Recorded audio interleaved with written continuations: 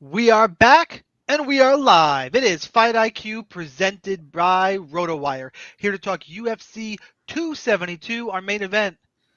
Do I have to do the whole spiel? They were friends and now they're rivals. No, whatever. This is going to be, I think, a smash. And I can't wait to talk about it. But it's Colby Covington. He's 9,400, taking on Jorge Gamebred Masvidal at 6,800. Co-main event. I gave you the salaries early because how excited I am for it. Big favorite, Masvidal right where he should be, down in the basement. Co-main event is Rafael Dos Anjos taking on Hanato Moicano in the co-main. That's fun because on DK we get two guys priced in the dumpster fighting for 5 rounds. We're going to talk about all of that and everything else on this card on Fight IQ. I'm your host, the Daily Fantasy Sniper. With me, as always, the co-host, the analyst, really the important guys to this show. I mean, as much as I'm going to make fun of him the whole time, and Joe just starts the show on my bad side, again, sending out mean tweets. You leave me and my proctology alone. Got it. Because now all the venom I have towards Chris, I got to see. You don't make dumb picks though. Yeah, I know it's hard. It is difficult. I got to see what happens. Anyway, these guys who are with me as always, Joe, also known in the MMA Twitter sphere as Sun Tzu, and Chris at Real Chris Olsen. Yes, Brian, I did. 10 minutes late. You know, it's funny. I beat Chris into the show lobby. Wow. He did.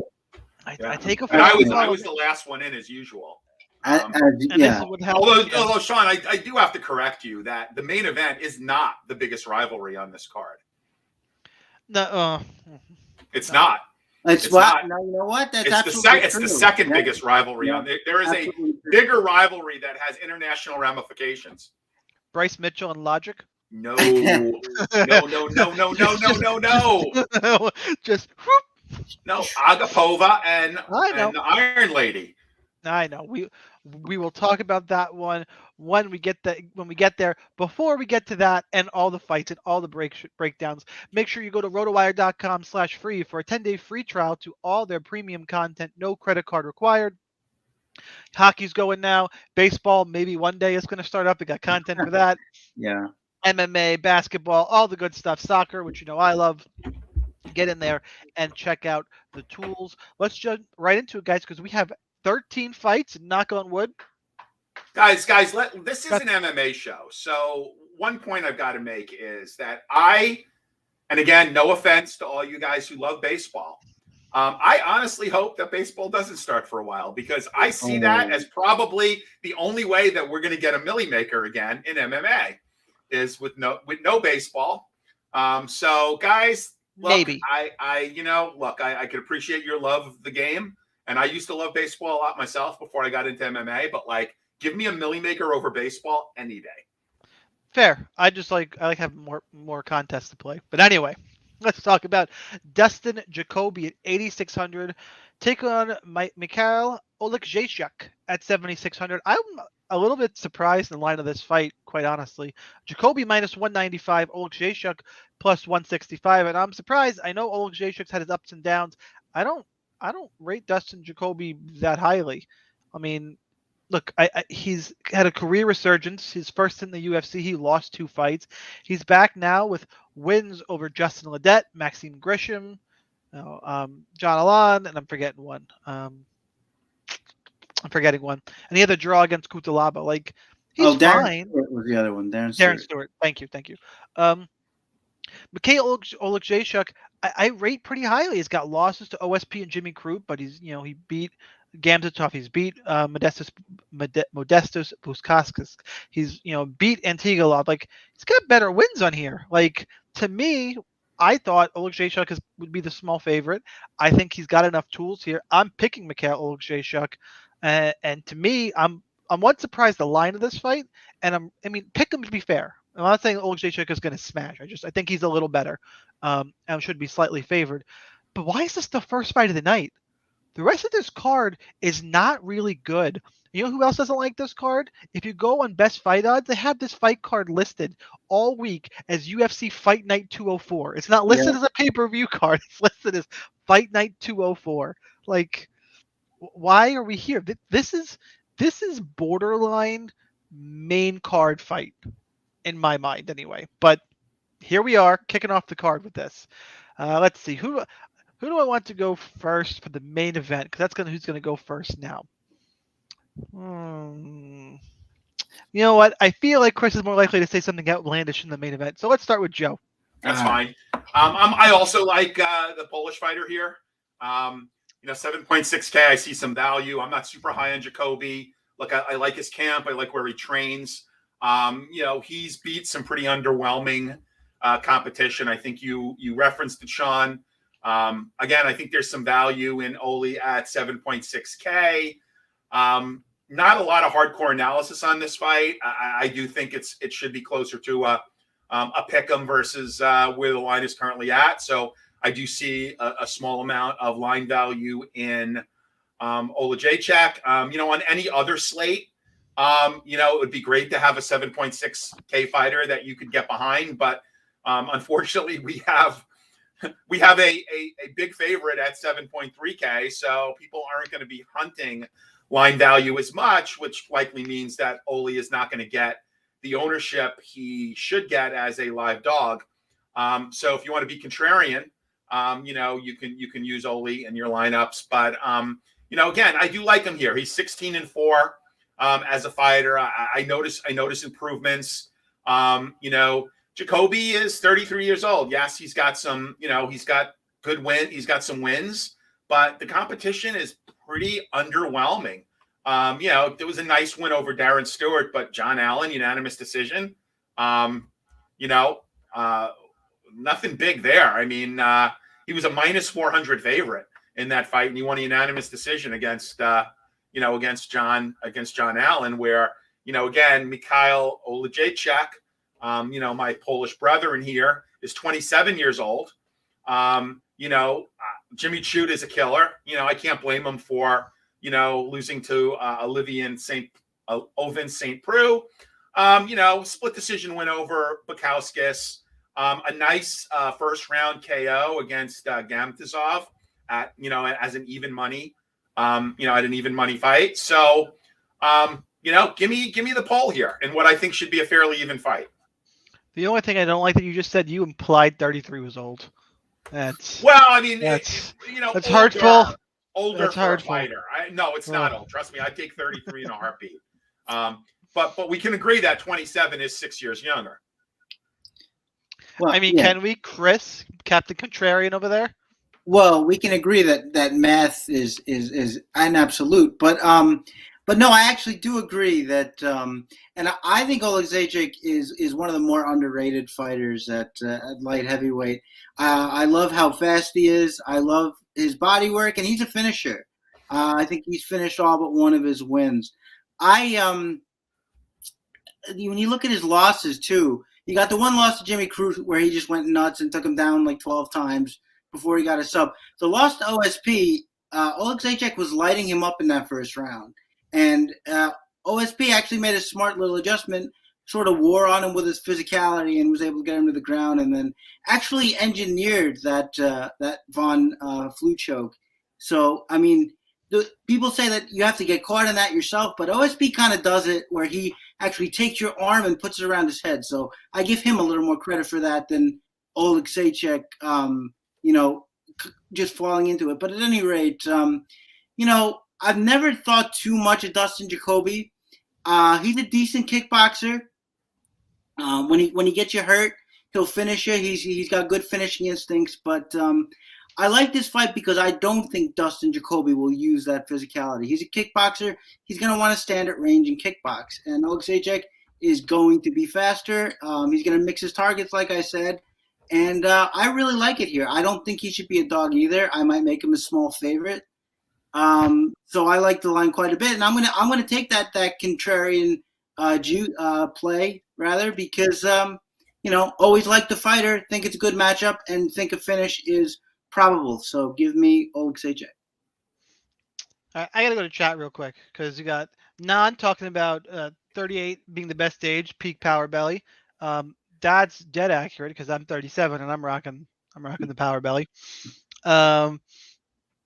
And and Tajik, I gotta say, it could not have missed this show, Legends. I need to talk to him because I don't know if he's now just trolling who's ever putting the tweets up for UFC. Oh, I it's don't. amazing. It's It's. fantastic.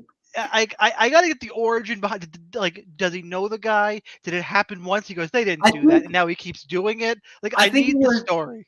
I think it was the last event where Paul Felder he wrote something crazy. I forget what fight it was, but he wrote something crazy about this fighter's up 2-0, and Paul Felder read it and he was like, I don't know about that, but again, you never know with these things. So they're taking them all seriously, and it's the most fun I have watching the card, especially that card. So we appreciate your service, Tajik. Yeah, and I gotta see how I mean, like, who do I have to follow or needs to follow me so I can get on some of these?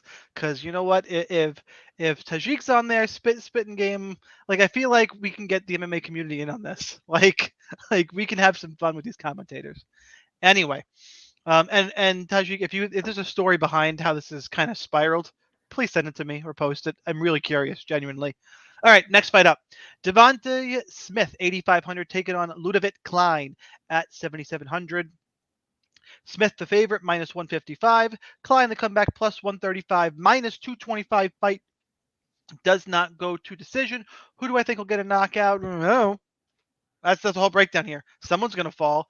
If you make me guess, I flip-flopped a few times in this fight. I'm kind of thinking Klein at this moment because I trust Klein's ability to take one more than I trust Smith's. Like, if the first shot Smith doesn't lands doesn't put Klein out, which it could because he's got power. If they get into some phone booth brawl, Smith's more likely to get knocked out in my mind. It's just I think Smith is a little faster, so he's probably going to land first. It's that kind of fight. GPP fight only. Chris, who you got? Yeah, I agree that it's really close. The one thing that, not the, maybe a carrying factor, not the only thing, but I kept coming back to the Karma Worthy fight where Devonta Smith overextended on a punch. He paid for it once, and that was the end of it, which is a similar thing that happened to Shaun Young. And I would disagree with you a little bit on this front. I think Klein is a little faster. I think he's probably one of the fastest in this division. Especially his counter combinations, that right hand head kick for Shaun Young was blistering quick. He didn't even have time to recover from the first shot, and I really think that that could happen here again. I also think that Klein is going to be the one to wrestle if anybody does. We saw Malarkey really wear on Devonta Smith and get that finish. I think if anyone's going to be able to do that, it's Klein. I think that Smith is way more apt to just have a range kickboxing fight. And if that does happen, I think Klein is at the advantage there too, because I think he's more technically sound. So I think he's technically sound. I think he's faster, but Smith isn't slow. I just think Klein's a little faster. And I think that if they're going to have a range kickboxing fight, I got to go with the more technical, what I see as the faster fighter. And he has the wrestling in his back pocket if he chooses to go there. So I'm taking Ludavit Klein. Joe, who you got? Yeah, man, I was kind of surprised about the aggregate ownership on this fight. It's actually less than 40%, and that's probably due to the plethora of options you have in the high ownership in the co-main event. And both fighters are, at least early indications, will be equally owned.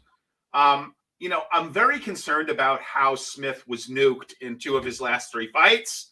Now, Klein, I guess it's too early to say. He's 27 years old, right? I mean, is it too early to say he's a busted prospect? I mean, very impressive debut, in the UFC. This guy is going to be a contender someday. And, laid an egg. Look, I think he won the fight against Trezano. I was on Trezano, so I was happy I got the D. But I think he probably won that fight. It was very close.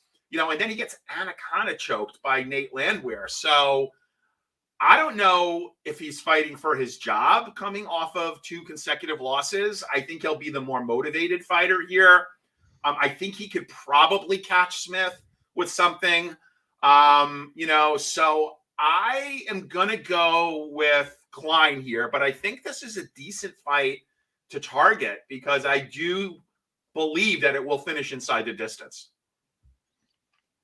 All right, next fight up. Moving on, moving out.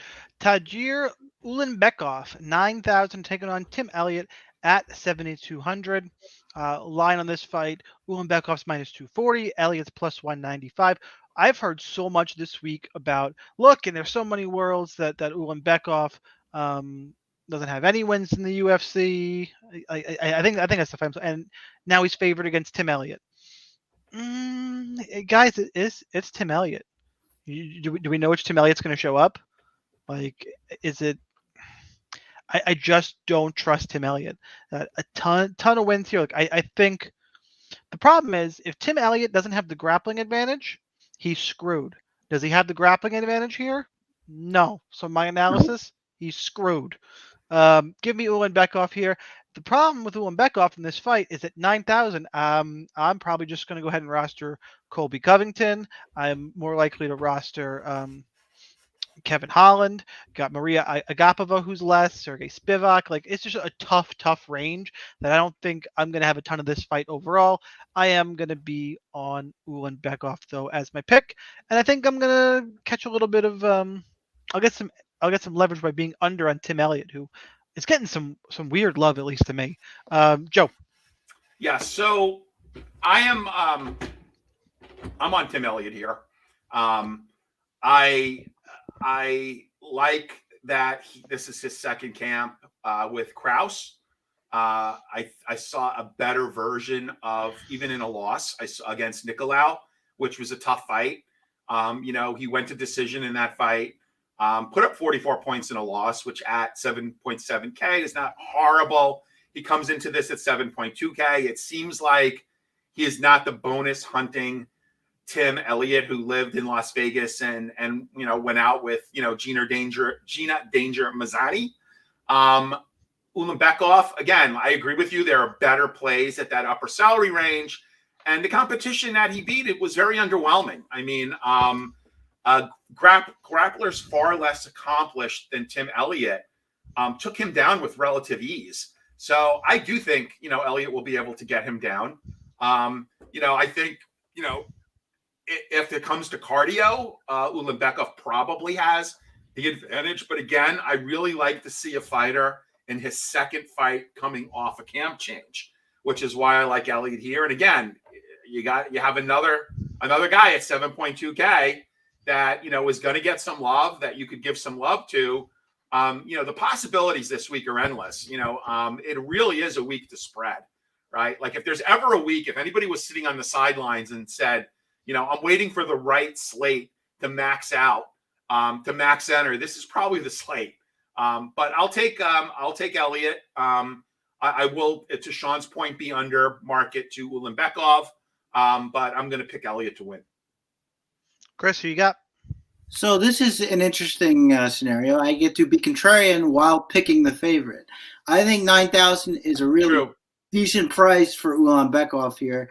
I think that I can understand why people like Elliott because, look, if he's going to win, he's going to grapple. I mean, that's the only way he wins. And as Joe alluded, he has decent floors. But when he grapples, he throws himself into bad positions. And if you throw yourself into bad positions against Ulanbekov, you're going to get submitted. I think he's going to get submitted here. We've seen him dead tired when he does have to grapple.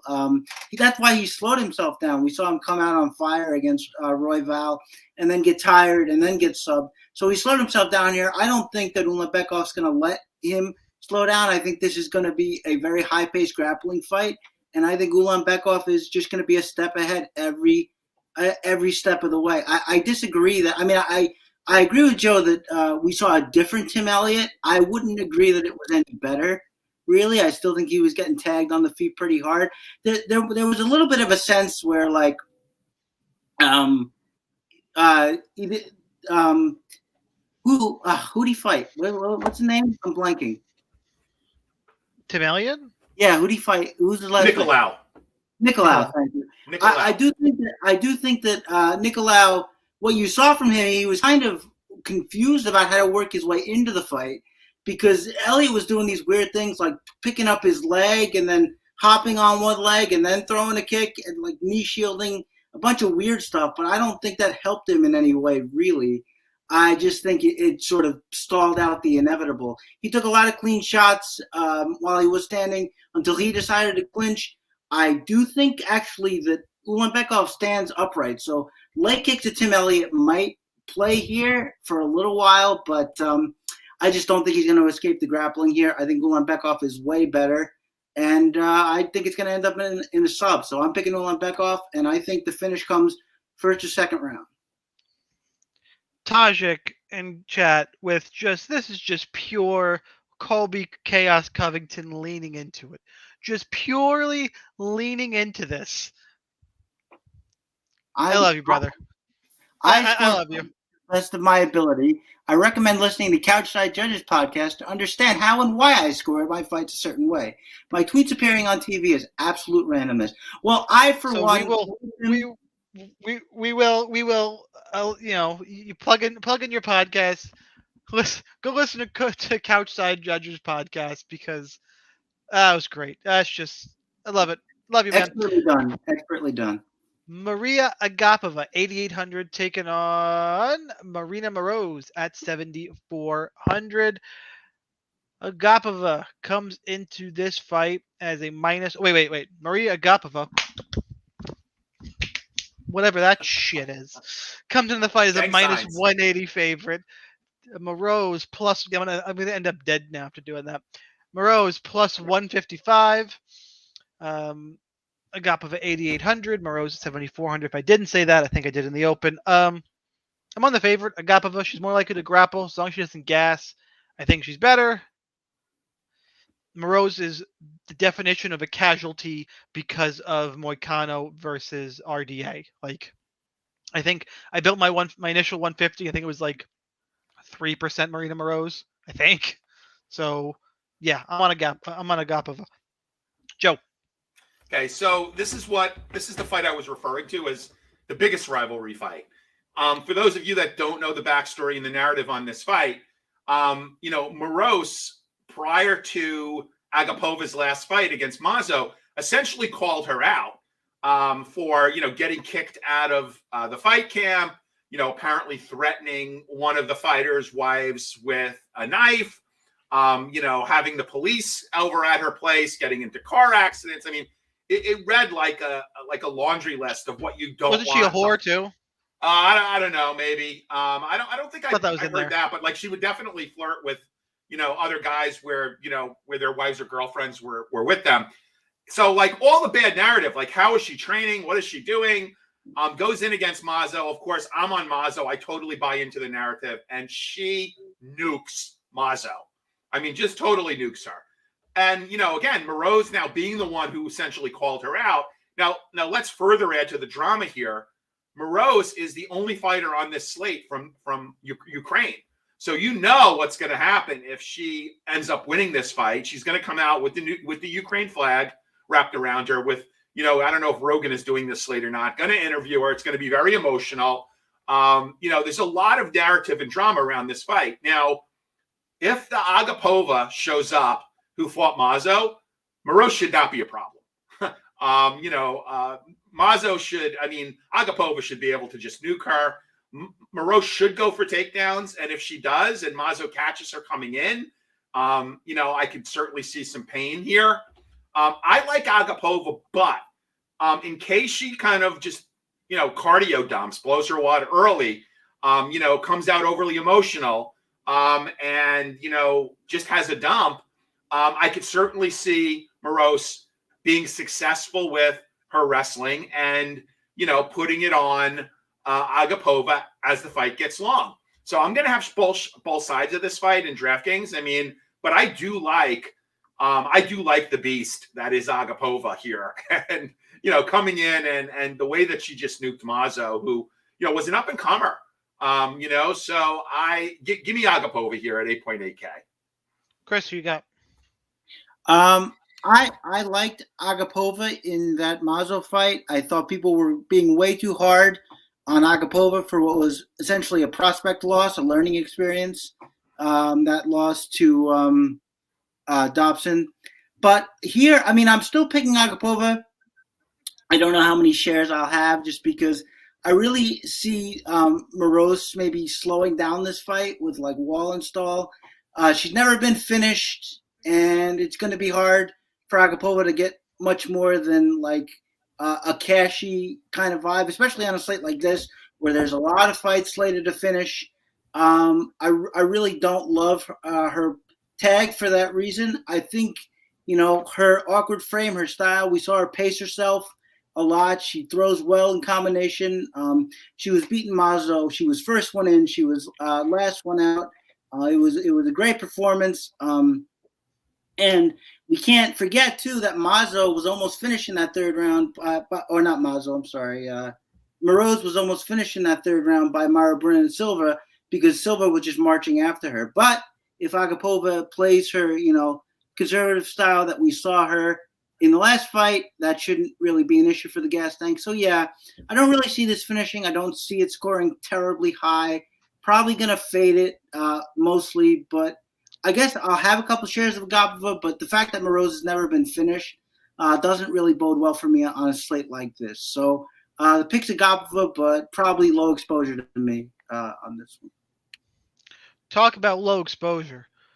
Kennedy Nzechukwu, 8,400, taking on Nikolai Neguramanu at 7,800.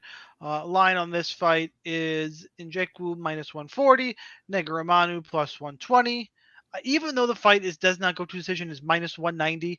I think they're gonna get out of the first round. I just don't see it. Like I think this is gonna be a slow pace, kind of shitty fight. Honestly, that's how. Whenever I see it in my head, unless Neguramanu gets wild, he's gonna commit 3 fouls to win a fight. That was him, right? Against No, he was the one. It was Safarov who abused him. Yeah. So apologies to Neguramanu. I still think it's going to be an exciting fight. I think Kennedy's more likely to end up with the big score, but again, I have other places I want to go, and it's weird to say that for a fight with that inside the distance numbers, but I'm just not there on this one. What is it, Shaun? Minus 215 with the finish inside the distance? Minus 190. 190. 190 at the moment. 215 is available on FanDuel if you bet on FanDuel. Okay. Chris, you're up first. Yeah, I kind of disagree just because of how Neguramanu fights. I mean, the hands are they're either low or last time he brought him up, but they're wide to his face. So when he swings very wildly. And to be countered in the first fight, in his first fight with the UFC, he just baited Villanueva into a war and came out on top of the war. Second fight, he was facing Alexa Kamer, who doesn't really finish at this level. We haven't really seen it. This fight, I think, is going to be different. I think Neguramanu is going to come forward. We know that Nzechukwu keeps that high guard. Daun Jung was able to get through it. I don't think Neguramanu is going to be able to. I think a lot of those shots are going to bounce off the guard, and he's going to eat some really heavy counters here. I think Nzechukwu has a real good shot to finish this. Negumanu's grappling is terrible. He has like a 16% takedown rate. I think he's gotten one in his career, and when he got it, the fighter popped back up. So I'm not really worried about that. And Nzechukwu has had to deal with that for basically his whole career. He faced Danilo Marquez, who kept trying to take him down, and then there's one other one in there, but who got tired and then he finished him.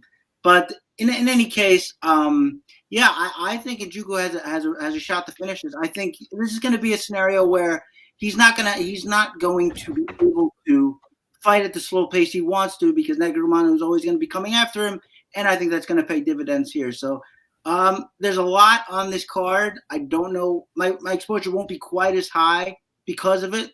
But 8,400, I'm going to take a couple shots because I really think he's got a chance to do it. So give me Nzechukwu and give me another knockout. So at least we're on the same side there. Yeah. Joe. Yeah, I'm going to complete the trifecta.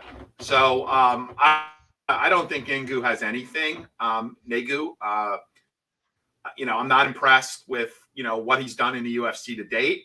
The only reason why you're looking at 8.4K on Kennedy is because he got literally nuked by Jung in his last fight. Scored a grand total of 2 DraftKings points. He was coming off of a 3-fight win streak prior to that. I like him in this spot. I think he's sneaky. In his fight against Ulberg, which was a decision, he put up 113 points. No, I'm sorry, it was a KO. Knocked out Ulberg. Yep. It was a KO. Sorry, against Ulberg.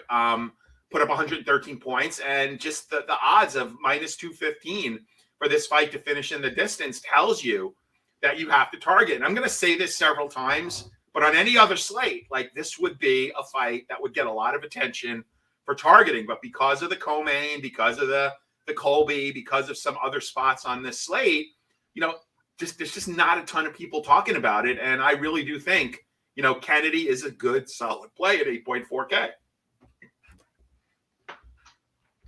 All right, moving on. We have to talk about. Did I skip a fight? Again? Yeah, I skipped a fight earlier. Yeah, I skipped a fight because we didn't talk about Umar Nurmagomedov. He's 9,600. Brian cousin Umar. Who remembers cousin Umar? Brian Kelleher, 6,600. Umar Nurmagomedov is -850.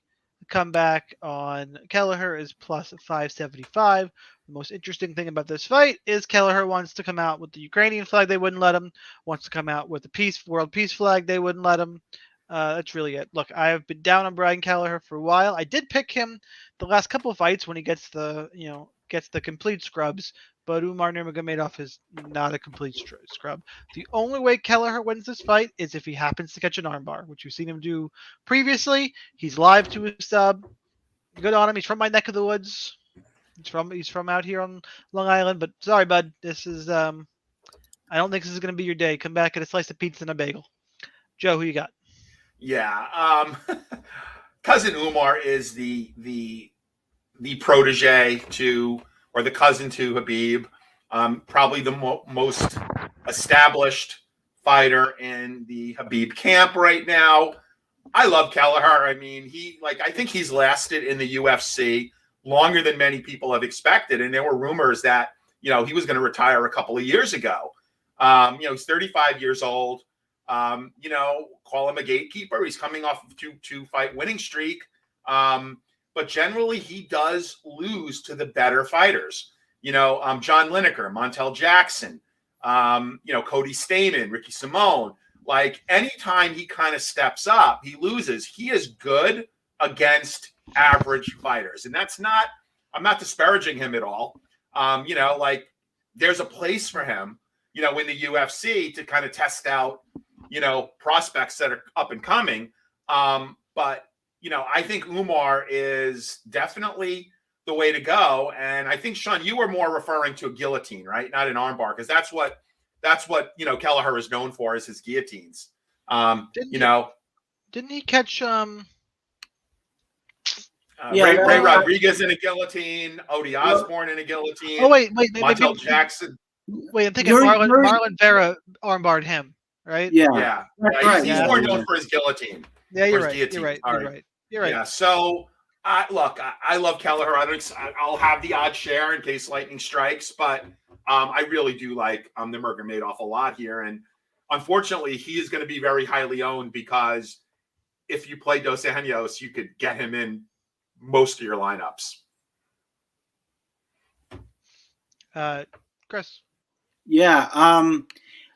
The last two I had contrarian favorite plays where I actually like the person to get a finish. Here, I think Umar is probably not going to score enough to make this to make me pick him here. I just think that, well, one, we know that he's a more comfortable striker than his namesake there. He's up on his toes. He likes to kickbox and throw kicks. I also think that I think Kelleher is a good enough wrestler to kind of, make that otherwise. I know that Ricky Simone got him 6 times. Other than Ricky Simone, he's never been taken down more than twice. And I don't see Ulanbekov really pouring on that pressure in the same way that Ricky Simone does. Again, I think that he's going to want to stand there and kickbox for a little while. And I think that Kelleher is going to have a little bit more success moving around him in space. So I like Ulanbekov to win. I know he's going to get his takedowns. He might even be a cash play. He might score, 96, 97, 93, something along those lines. But just don't think I can justify. Chris, you're breaking up a bit.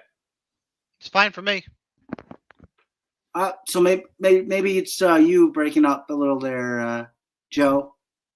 So Shaun, you hear Chris perfectly? Yep. Okay, and maybe it's me. All right.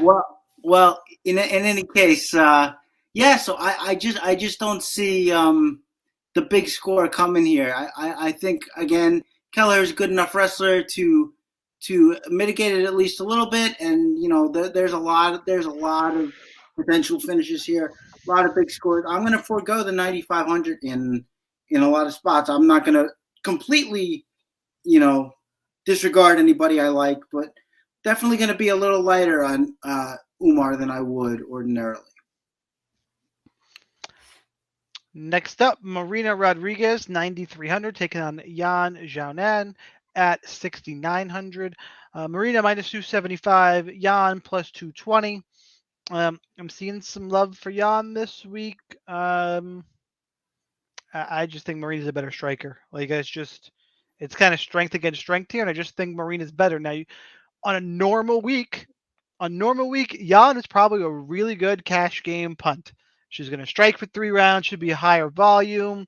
She's live, and it's not ridiculous. But this week, don't need her, and I just think Marina's better. So give me Marina to win a decision here. That being said, because I think Marina wins, it's probably not a great fight for GPP, honestly. And if you're making me pick for cash games, I'm probably going to take Yan anyway. But I don't think you need her because you can have 2 fighters in your lineup for a total of $14,000. So you don't really need her. Chris, who you got? Yeah, I agree. Before that fight was made, I was picking Yan for that reason. I still kind of like her just because she is going to strike a lot, but we have seen her also get takedowns when she feels like she needs them. Kowalkiewicz, she took her down 5 times, and I get the feeling that the opponent's going to play on her back here a little too much. She's trying to be active from her back, tries to play jiu-jitsu, but it just never seems to work out. I think in the 3 fights she has been taken down, 3 or 4 fights she's been on the ground for at least 3 minutes in each of those fights, and I think that could pay big dividends if she could get a takedown. She's strong for this division, and I also don't see Rodriguez as much of a finisher. So the 9,300, I wouldn't really consider that. Yan got finished by Carla Esparza by getting in a compromising position, grappling, and then finishing her that way. I don't think Rodriguez is going to do that. So I'll have a couple shares of Yan. I'll probably fade Rodriguez about as fully as I would any fighter here, just because I don't see the finish materializing. And that's someone we really don't need at 9,300 if she's going to give us, 88 to 90 points. So the pick is Yan, and we'll get a couple in there for some leverage and just some attributes I think she can exploit here. Joe, who you got? Yeah, so I'm on the dog here. I'm on Yan. It's not with a ton of conviction, but you're right. On any other slate, Shaun, Yan would be the go-to play in cash. I don't think this is going to end in a finish. I think she could potentially win a decision here. Yan beat Mackenzie Dern as a 165 underdog. Prior to that, she, beat Michelle Watterson as a favorite. Both of those went to decision. Interestingly enough, she finished Amanda Hebas as a plus 270 underdog. That won her $50K. Before that, she lost a split decision to Carla Esparza, a draw to Cynthia Calvillo, a pretty dominant decision win over Tisha Torres, which I lost some money on that fight backing Tisha. So I think she's a good fighter, but I just like the grit of Yan, and I don't think that Rodriguez will be in a position to finish Yan. I like the camp. I believe Yan is at alpha male. Rodriguez coming in from Brazil, I believe. Yeah, from Brazil.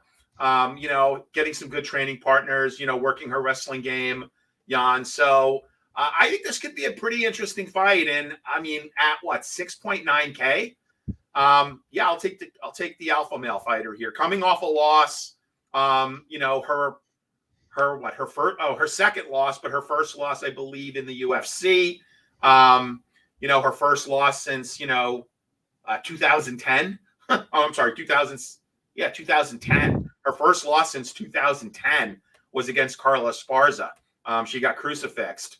So back to the drawing board. I kind of like her in this spot. I'm not overly convicted, but I'm gonna be low on Rodriguez in GPPs, and we'll probably have some shares of Jan. Next fight up, Jalen Turner, 8,200, taking on Jamie Malarkey at 8,000. Line on this fight, Turner minus 150, Malarkey plus 130. Fight does not go to decision, minus 200. This is the mid-range fight I like, because Malarkey just stands and throws. Turner's got power. This one could go either way. You make me pick a side. I'm going to take Turner because he's more technical, a little faster. Malarkey tough as hell, though. I'm not going to count him out. I'm going to weight this pretty evenly. But if you make me take a side, it's Turner. GPP only fight. Chris, you are first. Yeah, I admit to underrating Malarkey a little bit in his career. I think I got fooled by all the wrestling he did early. So he maybe felt he had to do that because he was up against strong kickboxers when he first came in. But, he had a really, really strong performance against Devonta Smith before that. Of course, the quick knockout. And really like his style more than I thought he would. Kind of does the throwback Gaethje thing where he sort of just marches at you. He'll eat shots, but he thinks he can break you. And the he did throwback Gaethje thing. It's what Gaethje does now. Well, no, I mean taking a lot of damage, and Gaethje doesn't take so much damage anymore. But so he thinks he can break you. He did. The reason why I'm taking Smith here though is because, Jalen Turner here is because I think the height advantage is big here. What's it like? I think it's like 4 or 5 inches, and I really think that's going to make a difference. I think because he needs to get inside to try to break a fighter, and I think he's going to have a hard time doing that. Having said that, Matt Favola was effective at trying to slow him down just by all the grappling. Turner wasn't bouncing around quite as much by the end of that fight. So that is something to be aware of. But I just think that he eats way too many shots, that being Malarkey. And the one thing in particular is that he dips his head a lot coming in. And he's just begging to eat a knee from the much taller fighter in this spot. I wouldn't be surprised if this fight ends exactly in that way, although I'm not calling for that exactly. But I do think that Turner has a shot to stop this fight. I think that the fight stops either way, but I think that Turner is just gonna be able to tee off with the physical advantages and also just being such a slick combination puncher with some power. So give me Turner, but have both sides of this fight because I think it finishes. But I'm taking Turner. All right, I can't believe I had to say this. Sergey Spivak, 8,700. Hardy, 7,500. I didn't give a pick, dude. Oh, you didn't. I'm sorry. It's all right. Go ahead and tell us why. I'm going the other way here. I really like what I've seen out of Malarkey. I mean, he was really on the precipice of being an Australian undercard fighter. He was coming off of 2 losses. Brad Riddell and Fares Ziam. He was a favorite in the Ziam fight. And then as an underdog, a slight underdog, he nukes Karma Worthy in the first round. Nice win. Was probably fighting for his job. Next fight, he's even a bigger underdog against Devonta Smith. What does he do? He punches him out in the second round. I love the development. He's only 27 years old. Again, a lot of fighters that are 27 on this card. Look, Turner is a good fighter as well. I mean, he's definitely the athletic fighter where Malarkey is kind of the lunch pail, blue collar, type of guy. He's coming off of 3 wins, but not against very good fighters. Kulabau, Brock Weaver, and Medic. I mean, is one of these 3 fighters still in the UFC? His most impressive win was against Callan Potter, who isn't even a preliminary undercard fighter on the Australian regional scene. So, lost to Matt Frivola. Look, I think this is an interesting fight. I think it's one you should target. I'm going to have some shares of Turner, but I actually like, Malarkey at 8K here. Again, this is just a card where there's so many different ways to go. Like if you're willing to take a stand somewhere, or inversely play 150 lineups and just spread, this is a great card for that. So I'm going to take Malarkey. I'm going to pick him to win, but I'll have a few shares of the Tarantula. All right, now I can say Sergey Spivak's 8,700, Greg Hardy 7,500, and Sergey Spivak is the favorite at minus 195, Hardy plus 165. And the part I was alluding to, I can almost guarantee you I will never say this again. Sergey Spivak by murder. Look, I've been saying it for the longest time. Greg Hardy, this whole freak experiment of football player turned MMA fighter. It's just not going to work. And now you give him a grappler, a halfway decent grappler. Yeah, no thanks. Give me Spivak, one of my favorite plays on the slate. This POS is going to cost me money probably, but objectively, looking at it, I don't see how Hardy wins this fight other than a lucky punch coming in, and he doesn't throw enough volume. He doesn't throw volume. He also is cutting a massive amount of weight. He's gonna get tired. Like, give me Spivak. And Joe is saying, if you're on Greg Hardy, I don't know what to say here. No, I'm telling you, I'm just going to tell you how Hardy can win. Okay, and he was the last fighter to make weight, I believe. I think he came in with like 16 minutes to spare or something like that. Obviously trains at a good camp. He can win in the first 3 to 4 minutes of the first round by just completely knocking the lights off of Spivak. I mean, he had Kai Tuivasa hurt. Tuivasa ended up coming back and obviously winning that fight. What Spivak should be doing, and I said this, I did Creating Alpha Pod with Brett Apley and Vert earlier, and I said Spivak should be wrestling when he comes out of the dressing room, right? Like he should be wrestling. He should not get into any form of a striking exchange while Greg Hardy is still fresh. He should immediately go for the takedown, get him down, grind him out. That is his path to victory. If he gets into a striking exchange with Greg Hardy when the bell clings, he could be looking at a very painful and short exit. For that reason, it is worth having some shares of Greg Hardy. I'm going to pick Spivak to win. Because I think he will, employ a reasonably intelligent game plan and will start wrestling immediately and try to get Greg Hardy down and just kind of wear on him and press him up against the fence. But if he does not do that, you're going to be holding your breath because, Hardy has got power.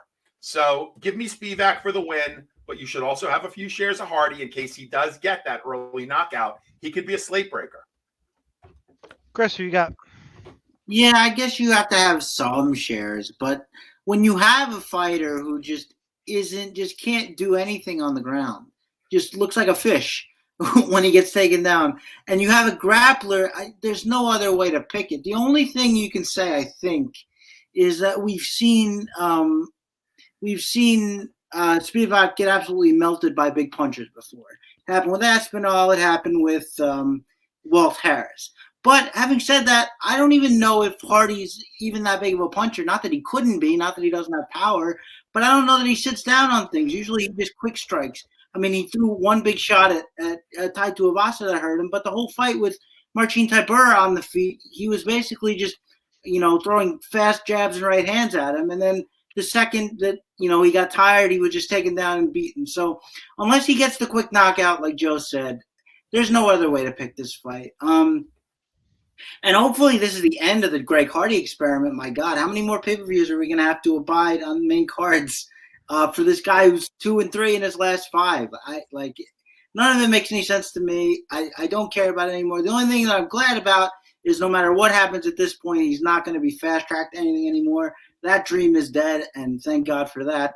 But I am going to take Sergey Spivak by finish, and so is most of the rest of the world, which probably means he's going to get knocked out. But the pick is Spivak. Kevin Holland, 9,100, taking on Alex Cowboy Oliveira, 7,100. Holland minus 400, Oliveira plus 300. Look, Holland at minus 400 makes me nervous because Oliveira can get takedowns.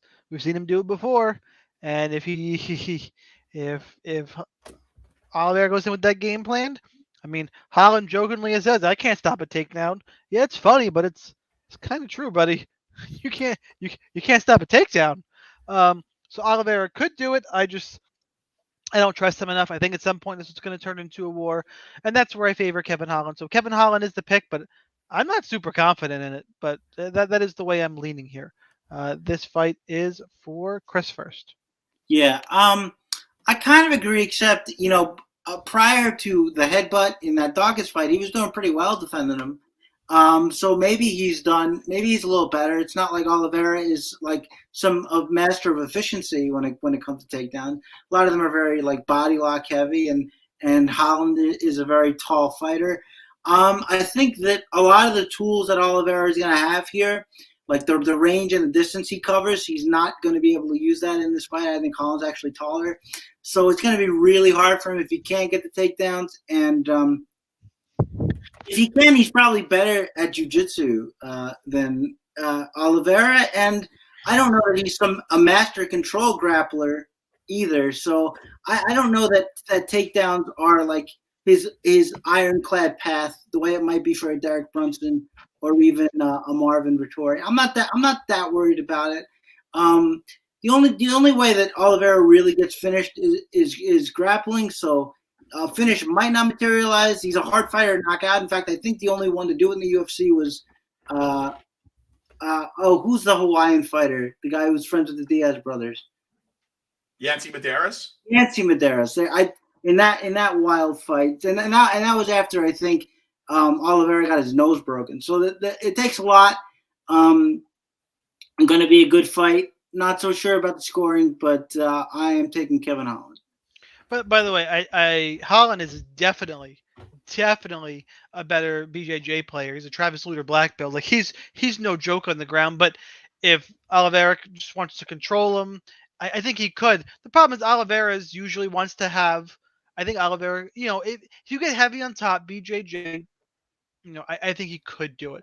But that's not how Oliveira fights. That's the bigger issue, is that just not Oliveira's usually in these fun, exciting fights. He's going to stay active. He's not going to smother like Brunson. So I just don't see that playing out. I could see Holland submitting Oliveira off his back. Could 100% see that at some point if they go there. Joe, who you got? Okay, so I got Kevin Holland by a mile here. Oliveira has scored 2 takedowns in his last 5 fights. He's not a takedown artist. He's not even particularly good at BJJ. What he is good at is fathering children. Above and beyond that, this is like Kevin Holland is like, thank you, Dana White, for not giving me another wrestler. Marvin Vettori, Derek Brunson. You want to know what Kevin Holland did after the Kyle Dawkins fight, the no contest accidental headbutt? He went out and he fought in a grappling match, Cody Hamrah. Okay, so who's Cody Hamrah? Not a household name. You know who knows who Cody Hamrah is? Cody Hamrah is Damian Maia's wrestling coach. He lost, but that shows you his commitment to getting better in wrestling and grappling. I'm going to go out and say Kevin Holland by submission in this fight. You mentioned he's a Travis Lutter black belt. I think he's going to have a speed advantage. He's certainly going to have an athletic advantage. I would not be surprised if he actually took down Oliveira and subbed him. So Oliveira has been declining like he fell off a cliff. Again, with all those kids to feed and all his wives living on the same block in Rio de Janeiro, it's got to wear on you. So I like him. He's a colorful fighter. But, this is Kevin Holland saying, thank you for not giving me a wrestler like Derek Brunson and Marvin Vettori. I see Holland getting this victory quite easily. Holland by submissions plus 600. That's my bet. There you go. All right, next up. All right, we got, let's see, how do I want to phrase this? Bryce Mitchell at 8,300. Basic Logic 9,500. Now, Edson Barbosa at 7,900. I just like picking on Bryce Mitchell, riling people up. It's fun. Just like poking the bear. Joe Rogan's going to be there, guys. I like poking both sides. I'll poke conservatives. I'll poke liberals. I like pissing everybody off. Anyway, Mitchell minus 155, Barbosa plus 135. Everyone looks at the game law, the history. There's a lot of people high on Bryce Mitchell, and I get it. He's, he can grapple, he can go. No, Edson Barbosa's older, guys. I think this is a little bit too much too soon for Bryce Mitchell. I think the camo's going to be 0-1. I think this is a good, maybe he's about here. You beat Charles Rosa, Andre Feely. I don't know. I feel like Barbosa's just a notch too far here. And we know Barbosa still has it in that, he knocked out Shane Burgos. Yeah, he lost to Chikadze, who that's striker versus striker. He lost a striking match. He's a way better striker than Bryce Mitchell. Just don't get taken down. And Edson Barbosa is not an easy guy to take down. He just isn't.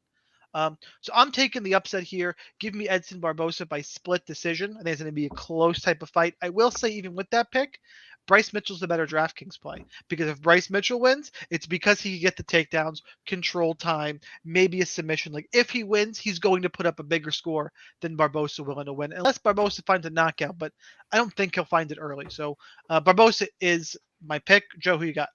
By the way, real quick, just note that the last fight, Kevin Holland Oliveira, is at 170. So Kevin Holland is actually coming down from middleweight to fight at 170. That was something that we should have mentioned.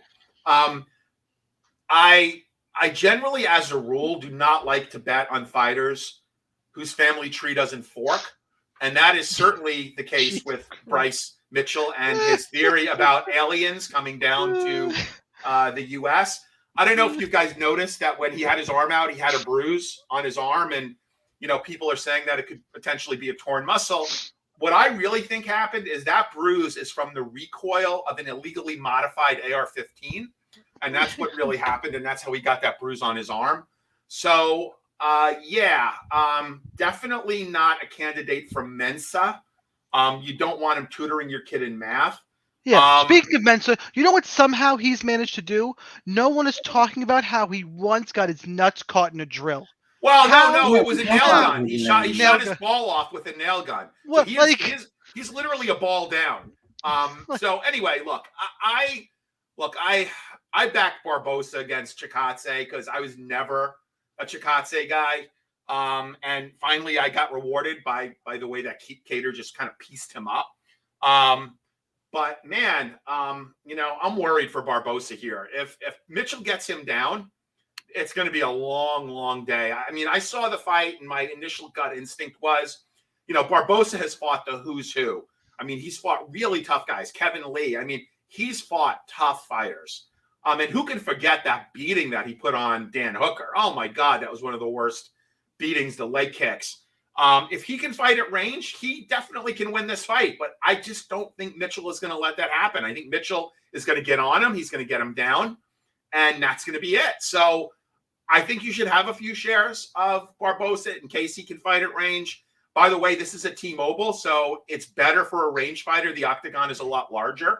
But I really do think that Mitchell's going to be able to get him and employ his wrestling and win the fight. So I'll take Mitchell for that reason. My heart will be with Barbosa. I don't like to bet guys whose family tree don't fork.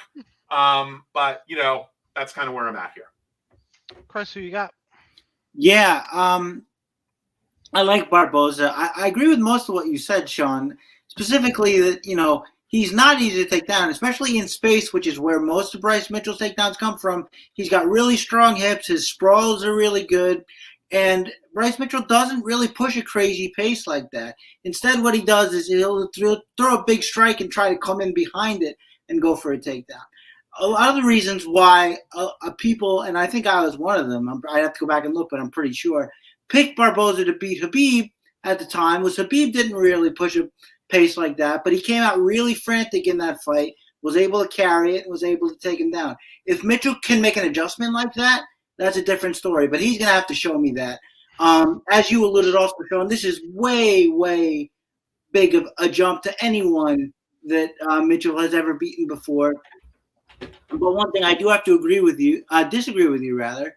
If Barboza wins this as dominantly as we think, that is to say he stops the takedowns, etc., I think a finish is coming because he's way faster, he's way more powerful, and if he can stop the takedowns, I just don't see how Bryce survives. I mean, I very much doubt he'll have ever felt what Barboza will do to him if that's the case. Most of his fights recently is just a bunch of ground fighting. It's not as though we've seen him be tough in there before. Not really. He hasn't had to be. I don't think that he's prepared for what Barboza is going to do to him if what I think and what you think is going to happen happens. So I'm taking Edson Barboza. I'm betting on a finish and, maybe beat some sense into that head of Bryce Mitchell. But I am on Barboza here.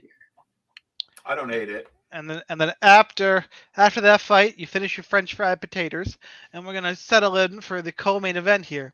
It is Rafael dos Anjos at 7,300 taking on Renato Moicano at 7,200. By the way, everybody who leans towards the end, hold on, Matthew, towards the right. Don't worry, I'm gonna make a lot of pro-right jokes during the Covington fight. So, like I said, I'm an equal opportunity offender. I don't want to get any hate messages. Dos Anjos Moicano, 7,300, 7,200, 5-round co-main event.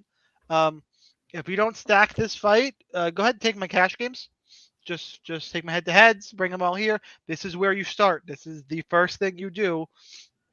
Somebody from this fight at this price is going to win a 5-round fight.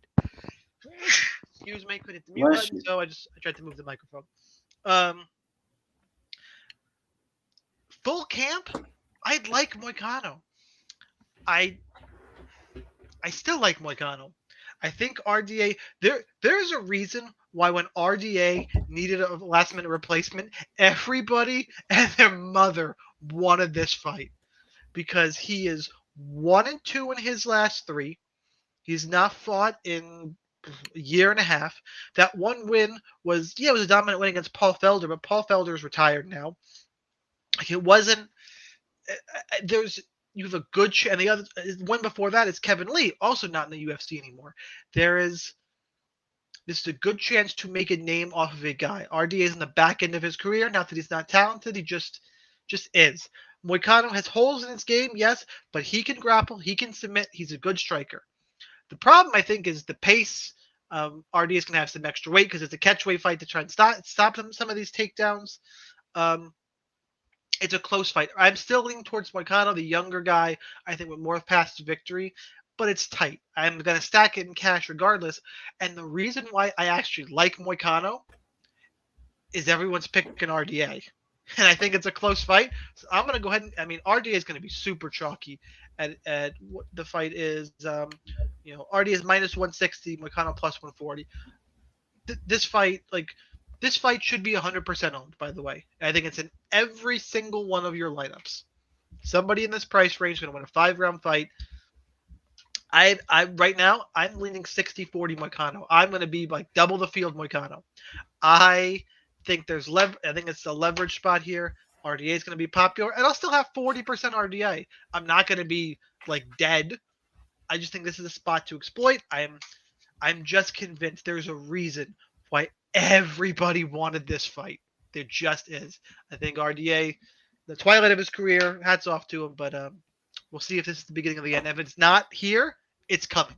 I'm going to continue to pick against RDA. Chris, you're first. Yeah, I agreed with a lot of your premises, and then your conclusion, you kind of lost me. It's going to be a 5-round fight. You said submit, but who submits RDA? That doesn't really happen. He has multiple paths to victory, multiple tools. He's not a one-dimensional fighter. Oh, no, I know, but he doesn't really knock anybody out either. And so if we eliminate those two options, that means he has to win a 5-round decision on 5 days notice, coming from Brazil, hasn't fought in 3 weeks, a month. Even if I thought he was the better fighter, which I don't, I would have a hard time with it. But now I could never see it. I think if we're talking betting, and I might eat my words here, I think minus 160 is a gift. I really do. And I have Joe agreeing with me, which never happens. So you know that's a spot on read right there. But all right, so to take it back to analyze the fight a little bit on its own merits, I think that look, the fight against Alexander Hernandez, I was wrong about it. It doesn't convince me that Alexander Hernandez can't be broken.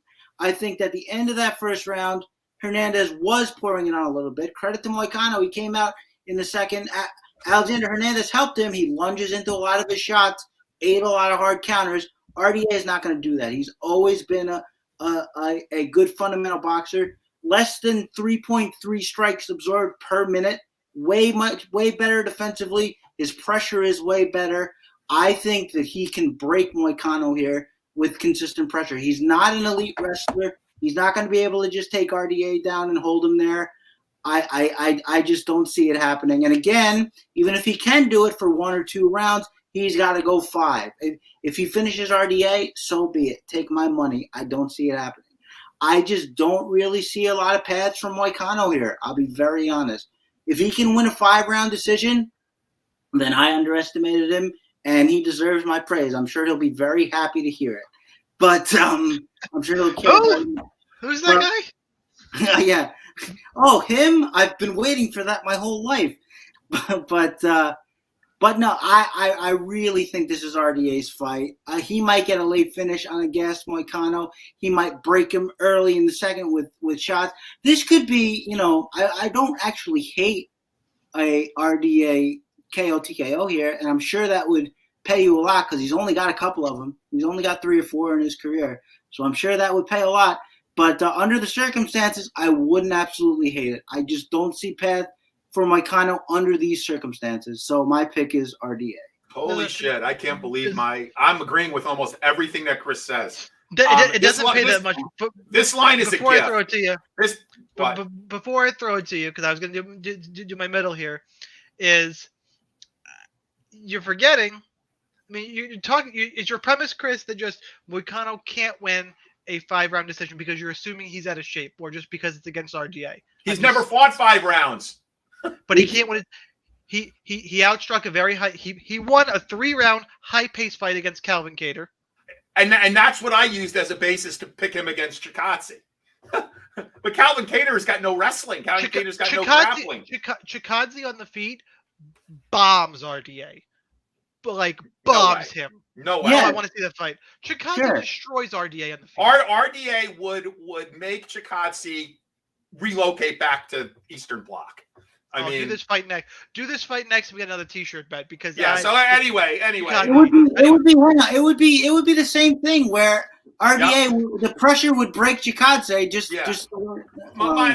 My turn here. Like this, everything about this favors RDA. The short notice for Moicano, and look, I like Moicano, but kids, boys and girls, recency bias. Okay, Alexander Hernandez is not a good fighter. I was all over Moicano. I actually predicted Moicano by finish in that fight. But Moicano has had his chin tested since moving from 145 to 155. RDA, on the other hand, has been fighting at 170, has gone 5 rounds. He moved that back to 155. This fight is a catch weight at 160. He's been training for a 5-round fight. I have not decided yet, but I am leaning towards not stacking this fight in cash because I don't think Moicano will score enough. I do get that it is, based on the savings of, $1,500. I'm sorry, $1,700. It's probably a good fight economically to stack in cash. But I really do like RDA a lot here. I don't understand the line movement. I don't understand the money coming in on Moicano. I am poised. If I could get even better odds, I'm poised to make a really large wager on RDA here because I just can see him winning so many different ways. So, give me RDA. Let's move on to the main event. My food is almost here. We're racing the DoorDash driver. But by the way, you make a max bet on a 37-year-old 155er. Just fights at 160. Still. Fair enough. That's the only piece of caution I'll throw out there. All right. Colby Covington. One of these days he's going, you know what? I've given up on welterweight. Soon he's going to make middleweight great again. Colby Covington minus 335. Jorge Masvidal plus 260. Line on this fight is those. Obviously, that's the line. 9,400 for Covington, 1,600 for Masvidal on DK. Colby Covington, in all seriousness, has the potential to be the unluckiest non-champion elite fighter of all time. Kamaru Usman is approaching GOAT status. He's got to do more. He's GSP still in that division, but he's up there. He's in the conversation. No holds bar, and Covington's given him tough fights. The second one not nearly as close as the first one. The first one before he got finished, you could argue Covington won. Great fights, and I think we all know, and Dana said it. If Usman has said it, if Usman's not there, Covington's the champ. The state of the middleweight division, I believe that if not for that, I believe that Covington could beat Israel Adesanya. It could beat Izzy. I think his style brings it. The wrestling's there. I think totally he could beat him. But I think one day Covington's going to challenge for the 185 title because Adesanya, because he's not going to beat Usman. The problem is, who do you think, by the time Covington gets that shot, who do we think the champion's going to be at 185? I think at some point, another hype train's going to be up there. I think that Khamzat Chimaev at some point is going to go. Oh, he could probably. Yeah, that would make sense. Yeah. So I think that Covington is going to have 2 losses to Usman by the end of his career and a loss to Khamzat Chimaev for the 185-pound title with Izzy floating around. Like, I see it all happening that way, and Covington crying the rest of his career. I say all that as preface because to me, that's more exciting than the breakdown to this fight. Jorge Masvidal's done a great job marketing himself. How does he have this much steam before he beat Darren Till, Ben Askren, Nate Diaz? What? But that's it. Those are his wins. Well, and Leon Edwards, kind of. Yeah, Leon Edwards, kind of. But the marketing's there in the cage. He's a journeyman fighter. He's a smart marketing guy. He's fun to watch. I'll give you that. He's up there. It's not saying he's a scrub, but he's made the most of his situation. This, outside of a la Ben Askren again, catching him with something coming in, Covington takes his lunch. I won't say he takes his girl because those videos are cringe, but just takes his lunch, eats it, does anything he wants to in the cage. Like, Masvidal's got to land something big. I won't say fluky because it's MMA, but it is a long shot. He does it here, and thankfully I don't have to stack this fight because I got the other fight to stack. That's the other reason why I'm making the co-main Joe and not because I don't have to stack this. So give me Covington. And with the co-main event, you can afford him pretty much any way you want. Joe, who you got? Covington. No analysis needed. Covington. Joe's food is coming. No, it really is. It's actually here. It's actually here. But no, and it's cold though, so I don't need to really rush. But no analysis needed. Covington. Well, so let me just say, I don't know if anybody ever heard talking about his girls there, but Brendan Schaub told some tales out of school with because he was on the Food Truck Diaries. And I think when Cejudo was on there, he said that Covington was asking the girls to put his arms around him and stuff, and they were like, "Hell no, we're not doing that." Like, they literally told him they wouldn't, which I think is pretty funny. Okay. But when we talk about the fight, it's Covington. A lot of what we would say about the first Usman fight applies here. He puts his back against the fence. The one thing you could say is that he's a good scrambler, and Covington doesn't really control great scramblers. So he's going to have a lot of get-ups maybe, but that just gives us more of a point total in DK, I think, when Covington takes him down. You can't really see it unless he catches him cold with something, which could happen, but, probably not. The pick is Covington, and probably with a lot of his trademark good DraftKings scores. So there you go. All right, hot takes. If you are new or passed out, waking up now, give us something unexpected you think to happen for the card. Read a couple on the air. I'll also do the read now as you guys type those before we do ours. Make sure you go to rotowire.com/free 10-day free trial to all the premium content. No credit card required. Like, comment, subscribe to everything: Twitter, iTunes, YouTube, all the good stuff. Hook us up, guys. We appreciate all of you. I'm gonna say my hot. I'm not gonna go towards Moicano. I thought about it just to continue to rile Joe up, but I'm not gonna do it. Is it? You know what? I'll do this as a hot take. Mikhail Oleksiejczuk. We're gonna start the night 60-second bonus. Wow. That's hotter than my take, which I already gave. Holland by sub plus 600. I like it. I am taking Ludwig Klein plus 300 and change for the knockout. But before I go, may I read Tajik's $1 million parlay here? Go ahead. For $6.66 to win $1 million, it's Ludwig Klein by points is plus 460. Ulanbekov to win by sub in rounds 2 or 3 plus 650. Umar to win by sub in rounds 2 or 3 plus 600. Yan Jianan by points plus 300. Greg Hardy KO TKO and round 1 plus 470.